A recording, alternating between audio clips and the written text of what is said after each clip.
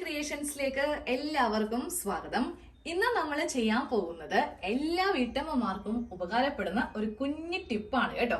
വേറൊന്നും കൊണ്ടല്ല, നമ്മള് അടുക്കളയില് പാത്രം കഴുകാറുണ്ട്, അതുപോലെ മീനൊക്കെ വെട്ടാറുണ്ട് അല്ലേ. അപ്പൊ നമ്മളുടെ ആ ഒരു ഭാഗത്തേക്ക്, അതായത് ഇപ്പൊ നൈറ്റി ആയിരിക്കാം, ചുരിദാർ ആയിരിക്കാം ഇട്ടിരിക്കുന്നത്, നമ്മൾ ഇങ്ങനെ സിങ്കിന്റെ അടുത്ത് നിൽക്കുമ്പോൾ നമ്മളുടെ ഏതാണ്ട് ഈ ഒരു ഭാഗത്ത്, അതായത് വയറിന്റെയൊക്കെ ആ ഭാഗത്ത് ചെതമ്പല് ഇല്ലെങ്കിൽ പാത്രം കഴുകുമ്പോഴൊക്കെയുള്ള വെള്ളമൊക്കെ തെറിച്ച് വീഴാറുണ്ട്. നമ്മളെല്ലാവരും തന്നെ ഏപ്രൺ ഉപയോഗിക്കുന്നവരുണ്ട്, ഇല്ലാന്ന് ഞാൻ പറയുന്നില്ല. പക്ഷെ ഓൾമോസ്റ്റ് കുറച്ച് പേർക്കൊക്കെ മടിയാണ്. അത് കഴുത്തിൽ കൂടി ഇടുക, പിന്നെ ബാക്കിൽ കെട്ടുക, പിന്നെ അത് ഊരി മാറ്റുക. നമുക്ക് ഒരു മടിയുള്ള കാര്യമാണല്ലേ ഇത്. അപ്പൊ ഞാൻ ഇന്ന് ഒരു ഹാഫ് ആയിട്ടുള്ള ഏപ്രൺ ആണ് കാണിക്കാൻ പോകുന്നത്. അത് ഇടാനും അതുപോലെ ഊരാനും ഒട്ടും ബുദ്ധിമുട്ടില്ല. നിങ്ങൾക്ക് ഈ വീഡിയോ ഫുള്ളായിട്ട് കാണുവാണെങ്കിൽ മനസ്സിലാകും കേട്ടോ. അപ്പൊ നമുക്കത് എങ്ങനെയാണ് ചെയ്യാന്ന് നോക്കാം. നമുക്കിതിന് ചെറിയൊരു അളവ് അത് നമ്മളുടെ ബോഡിയിൽ നിന്ന് തന്നെ എടുക്കാം കേട്ടോ. അതായത് ഈ ഒരു ഭാഗത്തൊക്കെ ആയിരിക്കും നമ്മൾ സിങ്കിന്റെ അവിടെ ചാരി നിൽക്കുമ്പോൾ വെള്ളമെല്ലാം തെറിച്ചു വീഴുന്ന ഒരു പൊസിഷൻ. അപ്പൊ നമുക്കത് ഇവിടെ നിന്ന് ടേപ്പ് ഇങ്ങനെ വെക്കാം കേട്ടോ. ഈ ഭാഗത്ത് നിന്ന് നമ്മുടെ വേസ്റ്റിന്റെ ഭാഗമില്ലേ, ഇവിടെ നിന്ന് താഴത്തേക്ക് നമുക്കൊരു 15 ഇഞ്ചോളം ലെങ്ത് മതി. ഫുള്ളൊന്നും വേണ്ട. സാധാരണ ഏപ്രൺ എന്ന് പറയുമ്പോൾ ഒരു 38 ആ ഒരു ഇറക്കം ഉണ്ടാവും.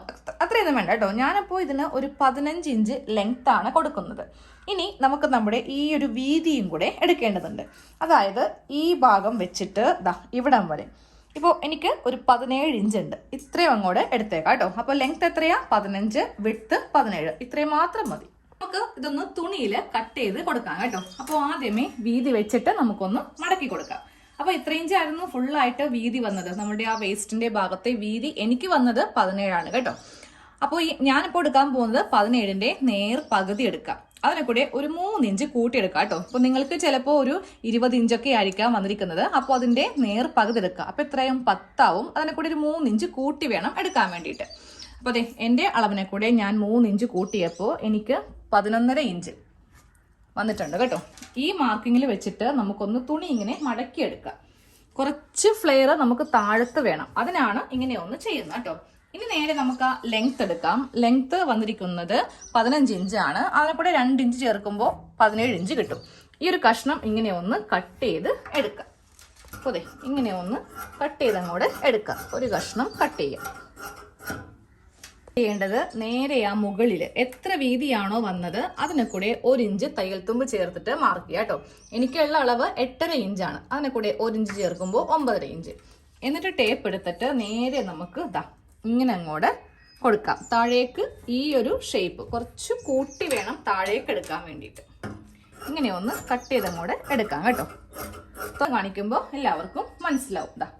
ഈ ഒരു ഷേപ്പിലായിരിക്കണം എടുക്കേണ്ടത്. ഇവിടെ തുണയിലും കുറച്ച് വീതി, ഒരു 2 ഇഞ്ചോളം വീതി താഴെ കൊടുക്കുക കേട്ടോ. നമുക്ക് വേണ്ടത് നമ്മുടെ കയ്യിലുള്ള ഒരു പ്ലാസ്റ്റിക്കിന്റെ കവറാണ്. ടെക്സ്റ്റൈൽസിലെ കവർ, അരിച്ചാക്ക്, ഇല്ലെങ്കിൽ നമ്മൾ പൊടികളൊക്കെ വാങ്ങിക്കത്തില്ലേ, അതിന്റെ കവറാണെങ്കിലും മതി. അപ്പൊ എന്റെ കയ്യിൽ ചെറിയ കഷ്ണം ആയതുകൊണ്ട് ഞാൻ ഇവ തമ്മിലൊന്ന് ജോയിന്റ് ചെയ്ത് മെഷീനിൽ തന്നെ എടുക്കാൻ പോവുക. ഒരു പ്ലാസ്റ്റിക്കിന്റെയൊക്കെ കഷ്ണം തയ്യൽ മെഷീനിൽ തയ്ക്കാൻ പറ്റുമെന്ന് കുറെ പേര് ഇപ്പോൾ ചിന്തിക്കുന്നുണ്ടാവും.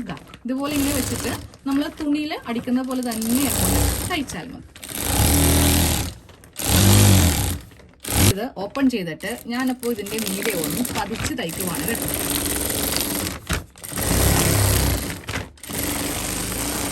നമുക്ക് ഇതിന്റെ മീതെ ഈ തുണി വെച്ചിട്ട് ഇതേ അളവിൽ ഇതും കൂടെ ഒന്ന് കട്ട് ചെയ്തങ്ങോട്ട് എടുക്കാം.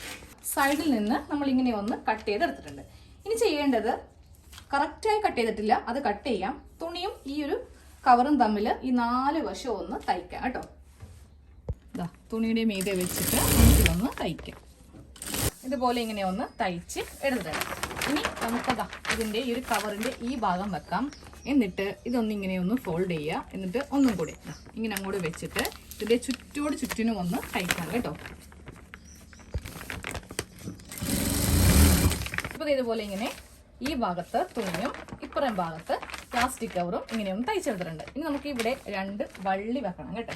അതിന് ഈ ഒരു ബാക്കി തുണി തന്നെ ഒന്ന് കട്ട് ചെയ്ത് അങ്ങോട്ട് എടുക്കാം. അതേ വള്ളി ഇങ്ങനെ ഒന്ന് തയ്ച്ചെടുക്കുക കേട്ടോ. വള്ളി തയ്ച്ചു കഴിയുമ്പോൾ ഇതിന്റെ മുകൾ ഭാഗത്ത് ഇങ്ങനെ ഒന്ന് ഫിറ്റ് ചെയ്യുക കേട്ടോ. അതായത് ഈ ഭാഗത്ത് ഇങ്ങനെ വെച്ചിട്ടൊന്ന് ഫിറ്റ് ചെയ്ത് കൊടുക്കുക. ഇങ്ങനെ വെച്ചിട്ട് ഫിറ്റ് ചെയ്യും. നമ്മുടെ തുണി വെച്ചിട്ടുള്ള പ്ലാസ്റ്റിക് കവർ വെച്ചിട്ടുള്ള ഹാഫ് ആയിട്ടുള്ള ഏപ്രൺ റെഡി ആയിട്ടുണ്ട്. കഴുത്തിൽ കൂടി ഒന്നും ഇടേണ്ട ആവശ്യമില്ല. അടുക്കളയിൽ നിൽക്കുന്ന സമയത്ത് നമുക്ക് മെയിൻ ആയിട്ട് നമ്മുടെ നൈറ്റിയിലെ ചുരിദാറിലൊക്കെ അഴുക്ക് പറ്റുന്ന ഭാഗം മാത്രമേ നമ്മളിങ്ങനെ തയ്ച്ചു കൊടുത്തിട്ടുള്ളൂ കേട്ടോ. ഇതാണ് ഇതിന്റെ തുണി വശം. ഇവിടെ ഇങ്ങനെ പ്ലാസ്റ്റിക്കിന്റെ വശവും ഉണ്ട്.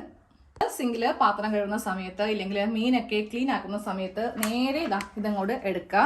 എന്നിട്ട് ഇങ്ങനെ വെച്ചിട്ട് ഇതൊന്ന് കെട്ടുക. അപ്പൊ നോക്കി കഴുകിക്കളയാം. ഉള്ളില് ചൂടെടുക്കാതിരിക്കാൻ വേണ്ടിയിട്ടാണ് ഞാനിപ്പോൾ തുണി വെച്ചിരിക്കുന്നത് കേട്ടോ. അപ്പോൾ ഇങ്ങനെ കൂടെ വെച്ചിട്ട് നമുക്കിത് ബാക്കിൽ കെട്ടി നിർത്താം. നമുക്ക് ബാക്കിൽ ഇങ്ങനെ നമ്മളുടെ ടൈറ്റ് അനുസരിച്ചിട്ട് ഇങ്ങനെ ഒന്ന് കെട്ടി നിർത്താം കേട്ടോ. ഇതാ നോക്കിയേ, പെട്ടെന്നൊരു കോളിംഗ് ബെല്ല്, ഒരു ഗസ്റ്റ് വീട്ടിലേക്ക് വന്നു. ഏപ്രണൊക്കെ ആണെങ്കിൽ കഴുത്തിൽ കൂടി ഊരണം, പിന്നെ ബാക്കിലെ വള്ളിയൊക്കെ കഴിക്കണം. ഇതാകുമ്പോൾ ജസ്റ്റ് ഇങ്ങനെ അടിച്ച് എവിടെയെങ്കിലും അങ്ങോട്ട് മാറ്റി വെച്ചിട്ട് നമുക്ക് പോവാം.